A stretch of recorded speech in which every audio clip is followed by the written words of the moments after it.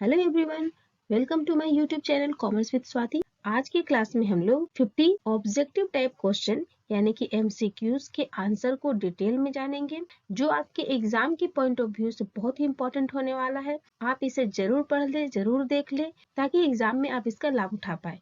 तो चलिए बिना देर के हुए आज का यह क्लास शुरू करते हैं और जानते हैं इन 50 एमसीक्यूज के आंसर को विस्तार से।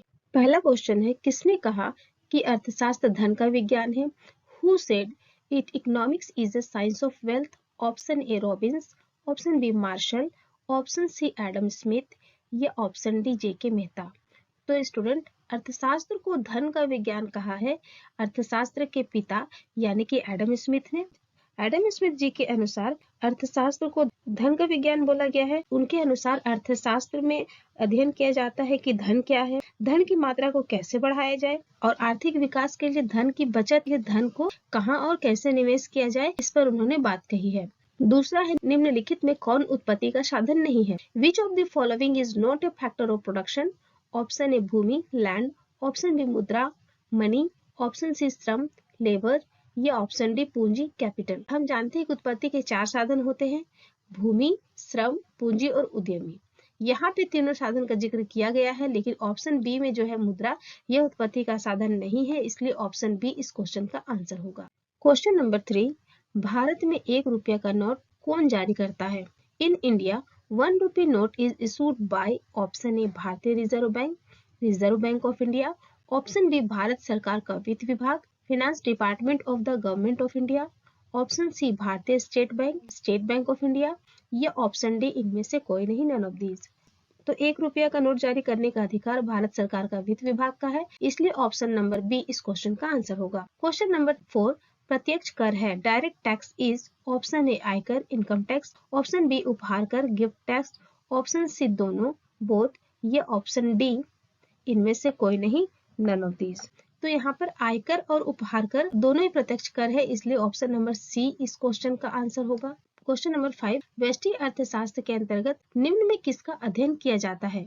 विच of the following is studied under micro economics? Option A व्यक्तिगत इकाई इंडिविजुअल यूनिट, ऑप्शन बी आर्थिक समस्या इकोनॉमिक एग्रीगेट, ऑप्शन सी राष्ट्रीय आय नेशनल इनकम या ऑप्शन डी इनमें से कोई नहीं, नन ऑफ दीज। तो स्टूडेंट, यहाँ पर व्यष्टि अर्थशास्त्र के बारे में बात की जा रही है और व्यष्टि अर्थशास्त्र के अंतर्गत हम व्यक्तिगत इकाइयों के बारे में अध्ययन करते हैं, जैसे एक फर्म, एक व्यक्ति, एक उद्योग या किसी एक विशेष वस्तु की आर्थिक क्रियाओं के बारे में बात करते हैं, इसलिए यहाँ पर व्यक्तिगत इकाई यानी कि ऑप्शन ए इस क्वेश्चन का आंसर होगा। क्वेश्चन नंबर 6, ऐसी वस्तुएं जिनका एक दूसरे के बदले प्रयोग किया जाता है कहलाती है? Goods which can alternatively be used are called option A पूरक वस्तुएं, कॉम्प्लीमेंट्री गुड्स, ऑप्शन बी आरामदायक वस्तुएं कंफर्ट गुड्स, ऑप्शन सी प्रतिस्थापन वस्तुएं सब्स्टिट्यूट गुड्स या ऑप्शन डी इनमें से कोई नहीं, नन ऑफ दीज। तो प्रतिस्थापन वस्तुएं वे वस्तुएं होती जो एक दूसरे के बदले में प्रयोग की जाती है। स्थानापन्न वस्तुओं में से एक की मांग बढ़ने पर दूसरे वस्तु की कीमत में धनात्मक संबंध हो जाता है। यही कारण है कि एक स्थानापन्न वस्तु की कीमत बढ़ने पर दूसरे स्थानापन्न वस्तु की मांग बढ़ जाती है। जैसे कोको कोला और पेप्सी दोनों प्रतिस्थापन वस्तुएं हैं, दोनों सब्स्टिट्यूट गुड्स हैं, और यदि पेप्सी की कीमत बढ़ जाए तो कोको कोला की मांग बढ़ जाती है। ठीक उसी प्रकार चाय और कॉफी भी दोनों प्रतिस्थापन वस्तुएं हैं।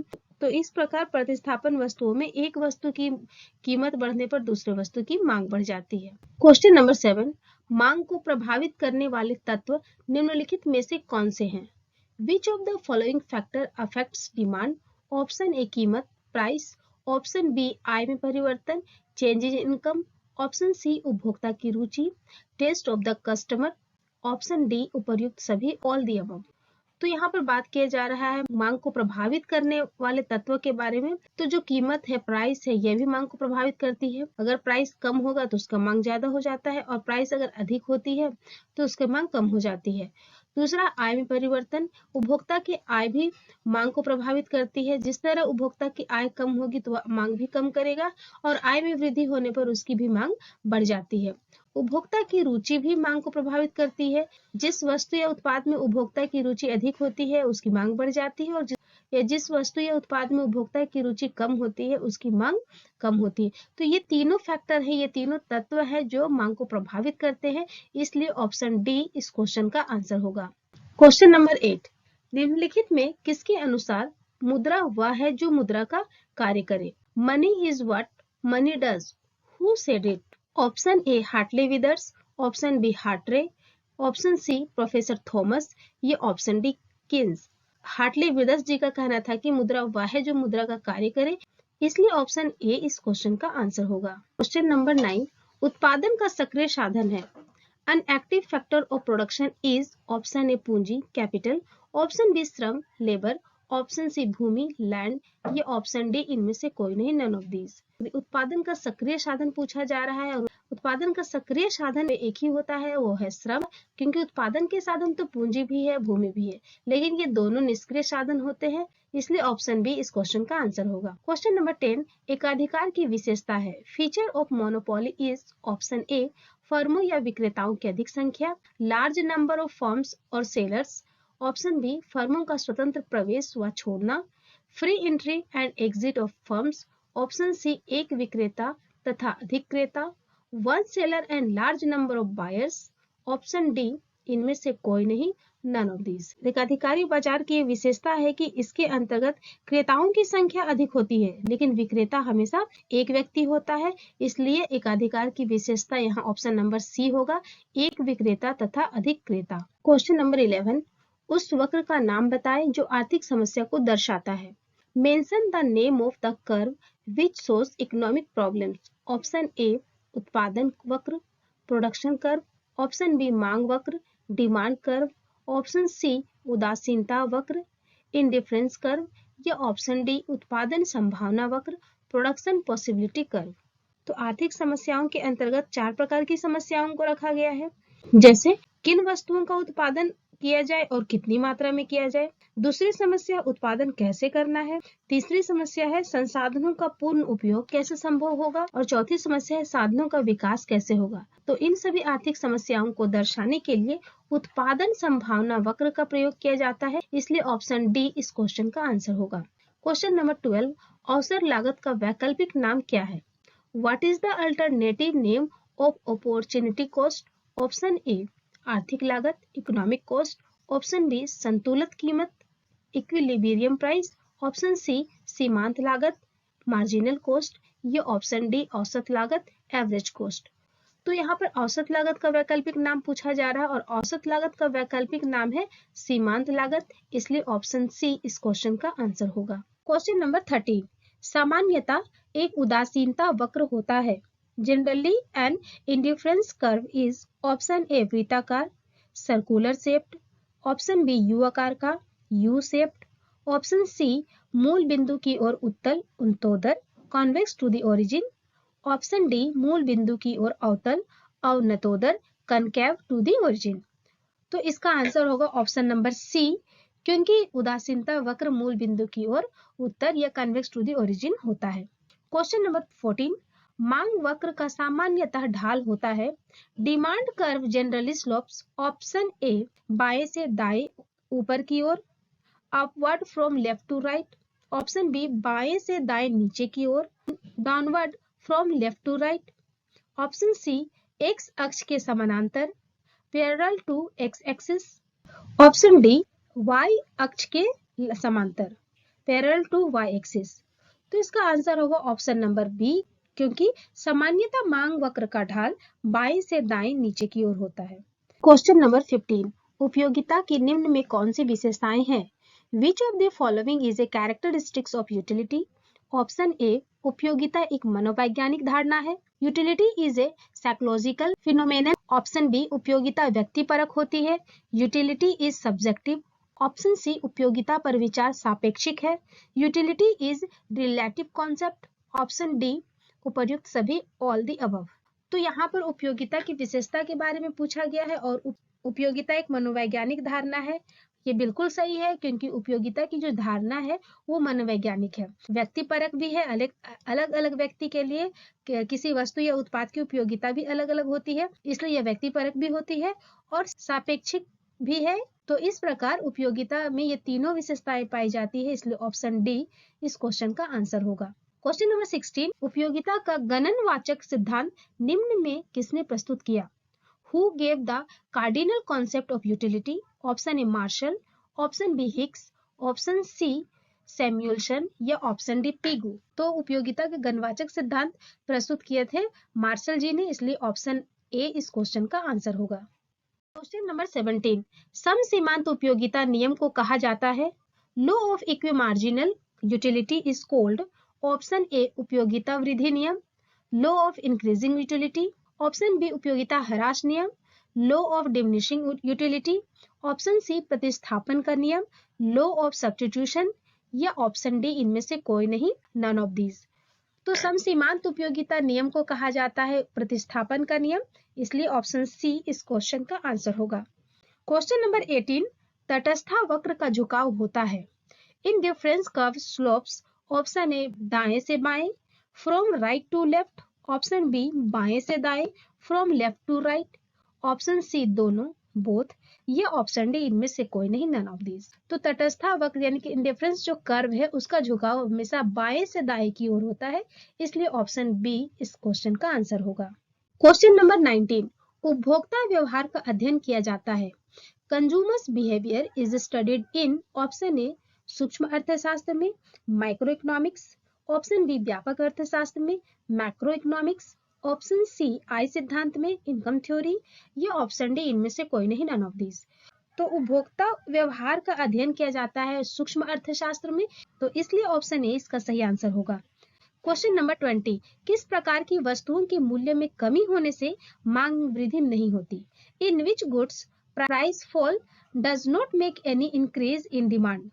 ऑप्शन ए अनिवार्य वस्तु में, नेसेसरी गुड्स, ऑप्शन बी आरामदायक वस्तु में, कंफर्ट गुड्स, ऑप्शन सी विलासिता वस्तु में, लग्जरीज गुड्स, या ऑप्शन डी इनमें से कोई नहीं, नन ऑफ दीज। तो यहाँ पे मूल्य में कमी होने से मांग में वृद्धि नहीं होती, इसके बारे में पूछा जा रहा है, तो यह अनिवार्य वस्तुओं के संबंध में लागू होता है। यहाँ पर नमक, हम इसका अच्छा एग्जाम्पल ले सकते हैं कि नमक तो हमारे लिए अनिवार्य वस्तु है, लेकिन नमक के मूल्य में कमी होने पर ऐसा नहीं है कि नमक की मांग बहुत अधिक बढ़ जाएगी या नमक की मांग में वृद्धि हो जाएगी। ऐसा नहीं है कि नमक के मूल्य में कमी होने से हम नमक का उपभोग ज्यादा करने लगेंगे। हाँ, ये हो सकता है कि थोड़ा बहुत नमक वाली चीज हम ज्यादा उपभोग करने लगेंगे, लेकिन ये एकदम नहीं हो सकता है कि नमक की मांग में बहुत अधिक वृद्धि हो जाएगी नमक के मूल्य में कमी होने से। तो इस प्रकार जो अनिवार्य वस्तुएं हैं उनके मूल्य में कमी होने से भी मांग में वृद्धि नहीं होती है, तो इसलिए ऑप्शन नंबर ए इसका आंसर होगा। क्वेश्चन नंबर 21, गोसेन का प्रथम नियम कौन सा है? Which is the first law of Gossen? Option A मांग का नियम, law of demand, option B सीमांत उपयोगिता ह्रास नियम, law of diminishing marginal utility, option C सम सीमांत उपयोगिता नियम, law of equi marginal utility, या ऑप्शन डी इनमें से कोई नहीं, नन ऑफ दीज। तो गोसेन का जो प्रथम नियम था वो सीमांत उपयोगिता ह्रास नियम था, इसलिए ऑप्शन बी इस क्वेश्चन का आंसर होगा।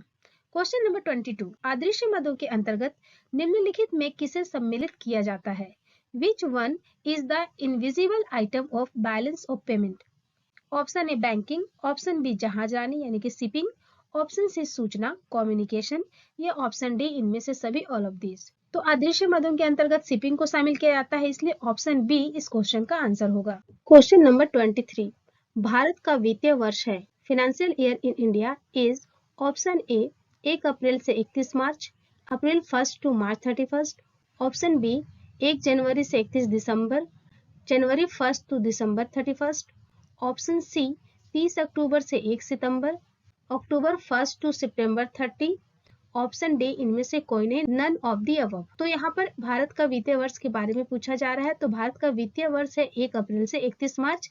आयकर अधिनियम द्वारा भी इसे स्वीकृत किया गया है, इसलिए ऑप्शन ए इस क्वेश्चन का आंसर होगा। क्वेश्चन नंबर 24, उत्पादन फलन में उत्पादन किसका फलन है? In production function, production is function of, option A कीमत का, प्राइस, ऑप्शन बी उत्पत्ति के साधनों का, factors of production, option C कुल व्यय का, टोटल एक्सपेंडिचर, ये ऑप्शन डी इनमें से कोई नहीं, नन ऑफ दीज। तो सबसे पहले तो ये जान ले कि उत्पादन फलन क्या है। उत्पादन फलन किसी फर्म के उत्पादन तथा उत्पादन के भौतिक साधनों के बीच तकनीकी संबंध को बताता है, यानी कि इसका संबंध उत्पादन के साधनों से होता है, इसलिए ऑप्शन नंबर बी इस क्वेश्चन का आंसर होगा। क्वेश्चन नंबर 25, समष्टि अर्थशास्त्र के अंतर्गत निम्न में किसका अध्ययन किया जाता है? Which of the following is studied under macroeconomic? Option A राष्ट्रीय आय, नेशनल इनकम, ऑप्शन बी पूर्ण रोजगार, फुल एम्प्लॉयमेंट, ऑप्शन सी कुल उत्पादन, टोटल प्रोडक्शन, या ऑप्शन डी उपर्युक्त सभी, ऑल दी अबव। तो यहाँ पर समष्टि अर्थशास्त्र के बारे में बात की गई है। तो समष्टि अर्थशास्त्र के अंतर्गत सामूहिक स्तर पर आर्थिक समस्याओं का अध्ययन किया जाता है, और यहाँ पर सामूहिक स्तर के आर्थिक जो समस्याएं हैं वो राष्ट्रीय आय भी है, पूर्ण रोजगार भी है, कुल उत्पादन भी है। ये तीनों सामूहिक समस्याएं हैं, इसलिए ऑप्शन डी इस क्वेश्चन का आंसर होगा। क्वेश्चन नंबर 26, एटीएम का पूर्ण रूप क्या है? The full form of ATM is option A any time money, option B all time money, option C automated teller machine, या ऑप्शन डी इनमें से कोई नहीं, none of these. Full form है ऑटोमेटेड टेलर मशीन, यानी कि option C इस question का आंसर होगा। क्वेश्चन नंबर 27, तृतीयक क्षेत्र के अंतर्गत निम्न में से कौन सी सेवा सम्मिलित है? Which service is include in tertiary sector? Option A खनन माइनिंग, ऑप्शन बी संचार कम्युनिकेशन, ऑप्शन सी निर्माण कंस्ट्रक्शन, या ऑप्शन डी पशुपालन एनिमल हस्बेंड्री। यहाँ पर ऑप्शन नंबर ए जो है वो खनन है, और खनन आता है प्राथमिक क्षेत्र के अंतर्गत। ऑप्शन नंबर सी जो है वो निर्माण, ये आता है द्वितीयक क्षेत्र के अंतर्गत, और ऑप्शन नंबर डी जो है पशुपालन, ये आता है प्राथमिक क्षेत्र के अंतर्गत। लेकिन ये जो संचार है वो सेवा क्षेत्र के अंतर्गत आता है, यानी कि तृतीयक क्षेत्र के अंतर्गत आता है, इसलिए ऑप्शन बी इस क्वेश्चन का आंसर होगा। क्वेश्चन नंबर 28, बाजार मूल्य पाया जाता है, market price is found in option A अल्पकालीन बाजार में, short period market, option B दीर्घकालीन बाजार में, long period market, option C अति दीर्घकालीन बाजार में, वेरी लॉन्ग पीरियड मार्केट, या ऑप्शन डी इनमें से कोई नहीं, none of this.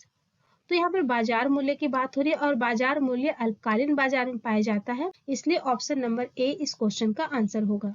Question number 29, reserve bank of India की स्थापना हुई। Reserve bank of India was established in option A 1947 में, ऑप्शन बी 1937 में, ऑप्शन सी 1935 में, या ऑप्शन डी 1945 में। तो आरबीआई की स्थापना 1 अप्रैल 1935 में हुई थी, इसलिए ऑप्शन सी इस क्वेश्चन का आंसर होगा। क्वेश्चन नंबर 30, किस बाजार में वस्तु विभेद पाया जाता है? In which market product differentiation is found? Option A शुद्ध प्रतियोगिता, प्योर कंपटीशन, ऑप्शन बी पूर्ण प्रतियोगिता, परफेक्ट कंपटीशन, ऑप्शन सी एकाधिकार मोनोपोली, या ऑप्शन डी एकाधिकार प्रतियोगिता मोनोपोलिस्टिक कंपटीशन। तो यहाँ पर वस्तु विभेद के बारे में बात हो रही है, और एकाधिकारी जो व्यापार होता है, जो मोनोपोली मार्केट होता है, उसमें वस्तु विभेद पाया जाता है। वस्तु विभेद एकाधिकार बाजार की एक महत्वपूर्ण विशेषता है। एकाधिकार बाजार में विक्रेताओं के उत्पाद के आकार, रंग, रूप, नाम, पैकेजिंग आदि में अंतर पाया जाता है। वे किसी न किसी रूप में एक दूसरे से अलग होते हैं, इसलिए यहाँ पर ऑप्शन नंबर सी इस क्वेश्चन का आंसर होगा। क्वेश्चन नंबर 31, सबसे पहले माइक्रो शब्द का प्रयोग करने वाले हैं।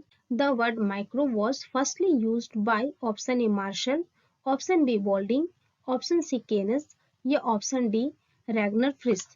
तो यहाँ पर रैगनर फ्रिस जी ने सबसे पहले माइक्रो शब्द का प्रयोग किया था, इसलिए ऑप्शन डी इस क्वेश्चन का आंसर होगा। Question number 32, general theory of employment interested and money नामक पुस्तक के लेखक कौन है? Who is the author of the book General Theory of Employment, Interest and Money? Option A Pigou, option B Malthus, option C J B Say, या option D J M Keynes. तो J M Keynes द्वारा लिखी गई ये पुस्तक है, इसलिए ऑप्शन डी इस क्वेश्चन का आंसर होगा। क्वेश्चन नंबर 33, किसके अनुसार अर्थशास्त्र मानव कल्याण का विज्ञान है? According to whom economics is a science of human welfare? Option A Marshall, option B Paul Samuelson, option C J S Mill, या option D Adam Smith. Adam Smith तो नहीं हो सकता है, क्योंकि एडम स्मिथ ने अर्थशास्त्र को धन का विज्ञान कहा है, लेकिन मार्शल ने अर्थशास्त्र को मानव कल्याण का विज्ञान कहा है, इसलिए ऑप्शन ए इस क्वेश्चन का आंसर होगा। विदेशी विनिमय दर का निर्धारण होता है। Foreign exchange rate is determined by option A सरकार द्वारा गवर्नमेंट, ऑप्शन बी सौदाकारी द्वारा, बार्गेनिंग, ऑप्शन सी विश्व बैंक द्वारा, वर्ल्ड बैंक, या ऑप्शन डी मांग एवं पूर्ति शक्तियों द्वारा। डिमांड एंड सप्लाई फोर्सेस, विदेशी विनिमय दर यानी कि फॉरेन एक्सचेंज रेट का निर्धारण जो होता है मांग एवं पूर्ति की शक्तियों द्वारा होती है, इसलिए ऑप्शन डी इस क्वेश्चन का आंसर होगा। क्वेश्चन नंबर 35, व्यवसायिक bank, commercial bank, option A note निर्गमन करते हैं, issue currency notes, option B ग्राहकों से जमा स्वीकार करते हैं, accept deposit from customers, option C ग्राहकों को ऋण देते हैं, प्रोवाइड लोन्स टू कस्टमर्स, या ऑप्शन डी केवल बी और C, only B and C. Commercial bank ग्राहकों से जमा भी स्वीकार करते हैं और ग्राहकों को लोन भी देते हैं, तो इसलिए ऑप्शन डी इसका आंसर होगा। क्वेश्चन नंबर 36, किसी वस्तु में मानवीय आवश्यकता की पूर्ति की क्षमता को कहते हैं। The ability of satisfying human want in a goods is called its option A उत्पादकता, प्रोडक्टिविटी, ऑप्शन बी संतुष्टि, सेटिस्फैक्शन, ऑप्शन सी उपयोगिता, यूटिलिटी, या ऑप्शन डी लाभदायकता, प्रॉफिटेबिलिटी। तो किसी वस्तु की मानवीय आवश्यकता की पूर्ति की क्षमता को संतुष्टि कहा जाता है, क्योंकि प्रत्येक मानव अपनी आवश्यकता की पूर्ति संतुष्टि प्राप्त करने के लिए ही करता है, इसलिए संतुष्टि इस क्वेश्चन का करेक्ट आंसर होगा। क्वेश्चन नंबर 37, निम्न में से कौन अप्रत्यक्ष कर है? Which is included in indirect tax? Option A आयकर इनकम टैक्स, ऑप्शन बी संपत्ति कर वेल्थ टैक्स, ऑप्शन सी उत्पादन शुल्क एक्साइज ड्यूटी, या ऑप्शन डी उपहार कर गिफ्ट टैक्स। तो यहाँ पे income tax, wealth tax and gift tax ये तीनों प्रत्यक्ष कर है यानी कि डायरेक्ट टैक्स है, और यहाँ पर जो उत्पादन शुल्क है वो इनडायरेक्ट टैक्स है, इसलिए ऑप्शन सी इस क्वेश्चन का आंसर होगा। क्वेश्चन नंबर 38, असंतुलित बजट में in a unbalance budget, option A आय व्यय से अधिक होता है, income is greater than expenditure, option B आय की अपेक्षा व्यय अधिक होता है, expenditure is higher relative to income, option C घाटा ऋण या नोट छापकर पूरा किया जाता है, deficit is covered by loan और printed of notes, option D केवल बी और C, only B and C. तो यहाँ पे असंतुलित बजट के बारे में बात हो रही है, तो असंतुलित बजट के अंतर्गत आय की अपेक्षा व्यय भी अधिक होता है, और जो घाटा होता है सरकार द्वारा उस घाटे को नोट छापकर पूरा किया जाता है, इसलिए ऑप्शन डी इस क्वेश्चन का आंसर होगा। क्वेश्चन नंबर 39, पूर्ण प्रतियोगिता में firm in perfect competition A firm, option A कीमत को निर्धारित करती है, डिटरमाइन प्राइस, ऑप्शन बी कीमत को ग्रहण करती है, ऑब्टेन प्राइस, ऑप्शन सी ए तथा बी दोनों, बोथ ए एंड बी, या ऑप्शन डी इनमें से कोई नहीं, नन ऑफ दीज। तो पूर्ण प्रतियोगिता में फर्म कीमत को ग्रहण करती है, इसलिए ऑप्शन नंबर बी इसका आंसर होगा। क्वेश्चन नंबर 40, अंग्रेजी का शब्द मैक्रो ग्रीक भाषा के शब्द मैक्रोज से लिया गया है, जिसका अर्थ है English letter macro has been taken from Greek words macros, which means option A सूक्ष्म narrow, option B व्यापक broad, option C व्यक्तिगत individual, या ऑप्शन डी इनमें से कोई नहीं, none of these। तो अंग्रेजी भाषा की जो मैक्रो है वो ग्रीक भाषा के शब्द मैक्रोज से लिया गया है, जिसका मीनिंग होता है व्यापक, इसलिए ऑप्शन बी इसका आंसर होगा। क्वेश्चन नंबर 41, बाजार वर्गीकरण का निम्नलिखित में कौन सा आधार है? Which is a basis for the classification of the market? Option A पूर्ण प्रतियोगिता, परफेक्ट कंपटीशन, ऑप्शन बी शून्य प्रतियोगिता, zero competition, monopoly, option C अपूर्ण प्रतियोगिता, इम्परफेक्ट कंपटीशन, ऑप्शन डी इनमें से सभी, ऑल दी अबव। तो इसका आंसर होगा इनमें से सभी, all the above. Question number 42, एक अर्थव्यवस्था में कौन सा क्षेत्र सम्मिलित रहता है? Which sector is included in the economy? Option A प्राथमिक प्राइमरी, ऑप्शन बी द्वितीयक सेकेंडरी, ऑप्शन सी तृतीयक टेरिटरी, या ऑप्शन डी ये सभी, ऑल द अबव। तो एक अर्थव्यवस्था को 3 भागों में बांटा गया है, प्राथमिक, द्वितीयक और तृतीयक। तो इस प्रकार अर्थव्यवस्था में ये तीनों क्षेत्र सम्मिलित होते हैं, इसलिए ऑप्शन डी इसका आंसर होगा। क्वेश्चन नंबर 43, उस वक्र का नाम बताएं जो आर्थिक समस्या को दर्शाता है। Mention the name of the curve which shows economic problem, option A उत्पादन वक्र, प्रोडक्शन कर्व, ऑप्शन बी मांग वक्र, डिमांड कर्व, ऑप्शन सी उदासीनता वक्र, इंडिफरेंस कर्व, या ऑप्शन डी उत्पादन संभावना वक्र, प्रोडक्शन पॉसिबिलिटी कर्व। तो आर्थिक समस्या को दर्शाने वाला जो कर्व है वो उत्पादन संभावना वक्र है, इसलिए ऑप्शन डी इसका आंसर होगा। क्वेश्चन नंबर 44, पूर्ति निम्नलिखित में किससे जुड़ी होती है?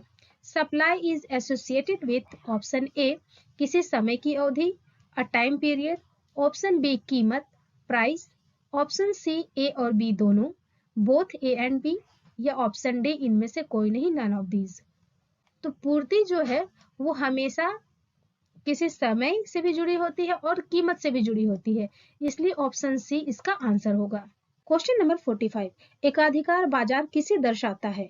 What does a monopolist market show? Option A उत्पादन प्रक्रिया, प्रोडक्शन प्रोसेस, ऑप्शन बी वितरण प्रणाली, डिस्ट्रीब्यूशन सिस्टम, ऑप्शन सी आर्थिक विकास, इकोनॉमिक डेवलपमेंट, या ऑप्शन डी इनमें से सभी, ऑल ऑफ दीज। तो एकाधिकार बाजार जो है वो आर्थिक विकास को दर्शाता है, इसलिए ऑप्शन सी इसका आंसर होगा। क्वेश्चन नंबर 46, उपयोगिता की माप की जा सकती है? Utility can be measured by option ए मुद्रा के द्वारा, मनी, ऑप्शन बी वस्तुओं के विनिमय द्वारा, exchange of goods, option C वस्तु के वजन द्वारा, वेट ऑफ द गुड, या ऑप्शन डी इनमें से कोई नहीं, नन ऑफ दीज। तो उपयोगिता की जो मांग है वो हमेशा मुद्रा के द्वारा मापी जाती है, इसलिए ऑप्शन ए इसका आंसर होगा। क्वेश्चन नंबर 47, एक विक्रेता का बाजार कीमत पर कोई प्रभाव नहीं होता। A seller cannot influence the market price under option A पूर्ण प्रतियोगिता में, परफेक्ट कंपटीशन, बी एकाधिकार में, मोनोपोली, ऑप्शन सी एकाधिकारात्मक प्रतियोगिता में, मोनोपोलिस्टिक कंपटीशन, या ऑप्शन डी उपर्युक्त सभी में, ऑल ऑफ द अबव। तो एक विक्रेता का बाजार कीमत पर कोई प्रभाव नहीं होता है जब वो पूर्ण प्रतियोगिता की स्थिति में है। तो पूर्ण प्रतियोगिता में एक विक्रेता का बाजार कीमत पर कोई प्रभाव नहीं होता है, इसलिए ऑप्शन ए इसका आंसर होगा। क्वेश्चन नंबर 48, द्वितीयक क्षेत्र में निम्नलिखित में कौन सी सेवाएं सम्मिलित है? Which one is included in secondary sector? Option ए बीमा, इंश्योरेंस, ऑप्शन बी विनिर्माण, मैन्युफैक्चरिंग, ऑप्शन सी व्यापार, ट्रेड, या ऑप्शन डी बैंकिंग। बीमा, बैंकिंग और व्यापार ये तीनों तृतीयक क्षेत्र में शामिल होते हैं, लेकिन विनिर्माण यानी कि मैन्युफैक्चरिंग जो है वो द्वितीयक क्षेत्र के अंतर्गत शामिल होते हैं, इसलिए ऑप्शन नंबर बी इसका आंसर होगा। क्वेश्चन नंबर 49, राष्ट्रीय आय में निम्नलिखित में किसे शामिल किया जाता है? Which one is included in national income? Option A लगान, मजदूरी, ब्याज, rent, wages and interest, option B लगान, मजदूरी, वेतन, rent, wages and salary, option C लगान, लाभ, ब्याज, रेंट, प्रॉफिट, इंटरेस्ट, या ऑप्शन डी लगान, मजदूरी, वेतन, ब्याज, लाभ, rent, wages, salary, interest and profit. राष्ट्रीय आय में लगान, मजदूरी, वेतन, ब्याज और लाभ ये सभी शामिल किए जाते हैं, इसलिए ऑप्शन डी इसका आंसर होगा। क्वेश्चन नंबर 50, आर्थिक समस्या मूलतः किस तथ्य की समस्या है? To which factor economic problem is basically related to? Option A चुनाव की, चॉइस, ऑप्शन बी उपभोक्ता चयन की, consumer selection, option C firm चयन की, फर्म सिलेक्शन, या ऑप्शन डी इनमें से कोई नहीं, नन ऑफ दीज। आर्थिक समस्या जो होती है वो चुनाव की समस्या है, क्योंकि वे उपभोक्ता के सामने बहुत सारे विकल्प होते हैं और उपभोक्ताओं को उसमें से चुनाव करना होता है कि कौन से उनके लिए सही है।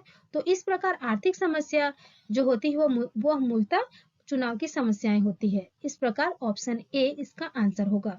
तो इस प्रकार आज हम लोगों ने क्लास 12 के इकोनॉमिक्स के कुल 50 MCQs यानी कि ऑब्जेक्टिव टाइप क्वेश्चन के आंसर को जाना। अगर आप लोगों को यह वीडियो जरा भी इंफॉर्मेटिव लगा हो, पसंद आया हो, तो आप इसे जरूर लाइक करें, क्योंकि आपका लाइक हमें प्रोत्साहन देता है इस तरह की वीडियो और बनाने में। तो इसे जरूर लाइक करें, दूसरों को शेयर करें, और यदि चैनल पे नए हैं तो चैनल को जरूर सब्सक्राइब कर ले, बेल आइकन को हिट करें ताकि आगे आने वाली वीडियो की नोटिफिकेशन सबसे पहले आपके पास आ जाए। Thank you for watching this video.